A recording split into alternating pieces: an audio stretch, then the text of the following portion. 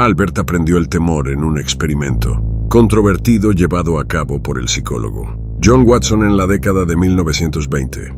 Durante varias semanas, Albert fue sometido a una serie de ensayos en los que se le mostraba una rata y se producía un ruido metálico. Con el tiempo, Albert comenzó a llorar al ver la rata, incluso sin escuchar el ruido. Watson continuó con su experimento, exponiendo a Albert a otros objetos inanimados, como un abrigo de piel de foca, e incluso disfrazándose él mismo de Santa Claus. Estas experiencias llevaron al pequeño Albert a desarrollar un miedo infundado y a huir y esconderse cada vez que veía estos objetos. Este experimento cimentó la creencia de Watson en la idea de que los bebés solo pueden experimentar emociones, como el miedo, el amor y la ira. Durante casi un año, Watson y su equipo trabajaron con Albert, quien pasó de estar tranquilo a vivir en un constante estado de ansiedad debido a estas experiencias. La comunidad científica terminó expulsando a Watson debido a la polémica generada por su investigación y sus métodos experimentales. Además, en la segunda fase del experimento, Watson no logró descondicionar los miedos que había condicionado anteriormente en Albert. Sobre el desarrollo físico y mental de Albert, cuyo nombre real era Douglas Merritt, existen diferentes versiones. Algunos sugieren que murió a los 6 años a causa de una hidrocefalia congénita, mientras que otros afirman que fue resultado de una meningitis. Es importante destacar que, para algunos amantes de la ciencia, no existen obstáculos insuperables en la búsqueda de sus deseos, incluso si eso implica realizar investigaciones incómodas, a pesar de que en ocasiones se han violado normas éticas. Cualquier investigador o científico que realice experimentos debe respetar la vida humana. En 1939, el psicólogo Wendell Johnson llevó a cabo un experimento con 22 niños y niñas, algunos con problemas de tartamudez y otros sin ningún tipo de problema en el habla. Dividió a los niños en 2 grupos sin importar si tenían problemas o no, lo que fue bautizado por otros investigadores como el estudio monstruo debido a la crueldad con la que se trató al segundo grupo. En el primer grupo se motivaba a los niños que hablaran bien y se les premiaba ante cualquier mejora, mientras que en el segundo grupo se les castigaba y criticaba. Se hacía énfasis en todos los errores y se les decía que nunca conseguirían hablar bien. Los resultados fueron visibles al poco tiempo. Los niños del primer grupo ganaron confianza y mejoraron, mientras que el segundo grupo empeoró, e incluso niños que no tenían problemas al principio mostraron inseguridad, retraimiento y ansiedad. La alumna del doctor Mary Tudor abandonó la investigación al ver las consecuencias, y Wendell Johnson prefirió que los resultados nunca salieran a la luz, por miedo a que se relacionara su estudio con los que los nazis estaban haciendo en Alemania. Años más tarde, las notas de Mary Tudor sacaron a la luz las verdades del experimento, y los resultados fueron publicados. Los niños del estudio aún presentaban secuelas siendo adultos, y en 2001 apareció un artículo que hablaba de la investigación y sus consecuencias. La Universidad de Iowa pidió perdón y cambió el nombre de la Academia de Logopedia en honor a Johnson.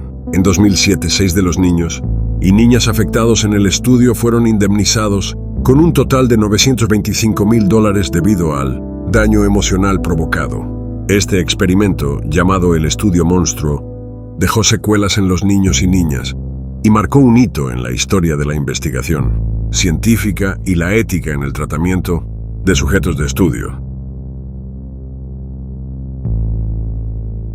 A la hora de hablar de Joseph Mengele, no podemos evitar pensar en un científico maligno que se convirtió en uno de los mayores símbolos de crueldad durante el Holocausto. Este médico de las SS en Auschwitz no tenía ningún remordimiento al experimentar con seres humanos con el único fin de demostrar la supuesta superioridad de la raza aria.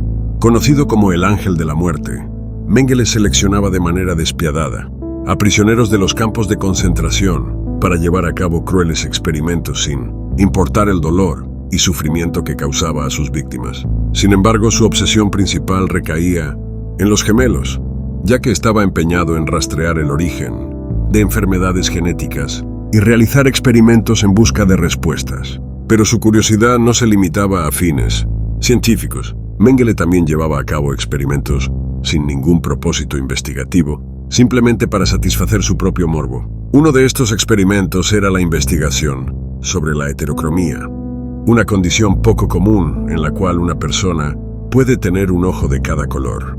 Para alimentar esta enfermiza curiosidad, Mengele acumulaba una amplia colección de ojos, extraídos tanto de personas vivas como de personas fallecidas. Además, el doctor Mengele estaba obsesionado con conocer los límites del cuerpo humano frente al frío extremo y el proceso de congelación. Obligaba a los prisioneros a soportar largos periodos de tiempo a temperaturas bajo cero, buscando experimentar con ellos hasta ver cuánto podían aguantar antes de morir.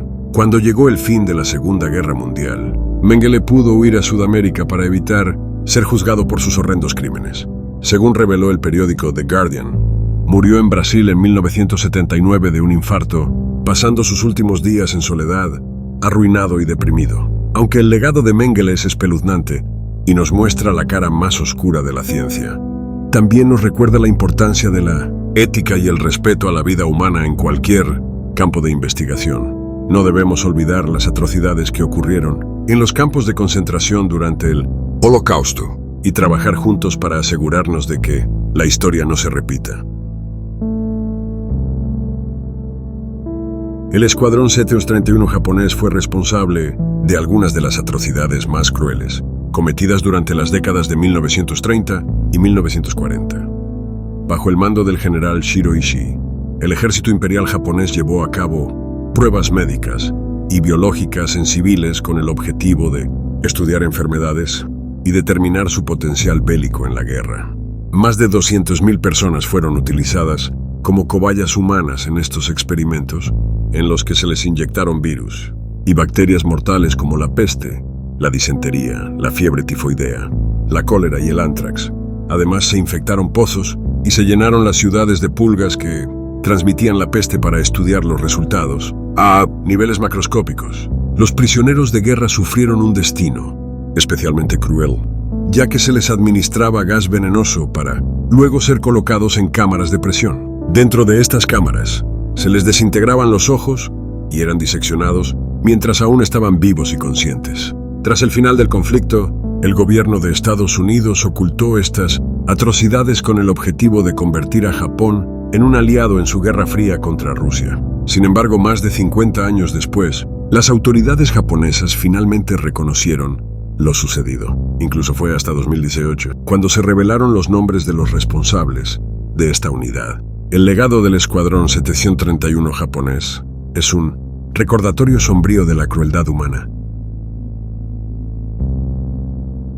El experimento Tuskegee fue un horrendo acto de racismo ocurrido en Estados Unidos. En el año 1932, el Servicio de Salud Pública de este país llevó a cabo un estudio sobre la sífilis en hombres negros, con una duración de nada más y nada menos que 40 años. Durante todo ese tiempo, los científicos de este organismo de salud monitorearon la progresión de la enfermedad en 399 individuos afroamericanos de Alabama, comparándola con la de 201 hombres sanos.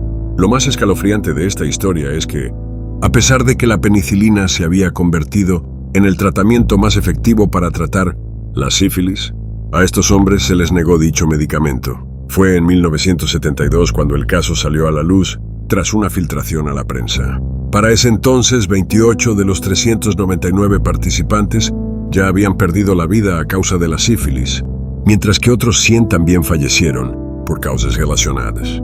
Pero eso no es todo. Además, 40 mujeres de los sujetos se infectaron y transmitieron la enfermedad a sus 19 hijos, quienes contrajeron la enfermedad desde el momento de su nacimiento. Este experimento Tuskegee es una dolorosa muestra de discriminación y negligencia médica en Estados Unidos. No solo se les negó un tratamiento efectivo a estos hombres negros, sino que se permitió que la enfermedad se extendiera a sus parejas y sus hijos, causando un sufrimiento y muerte innecesarios.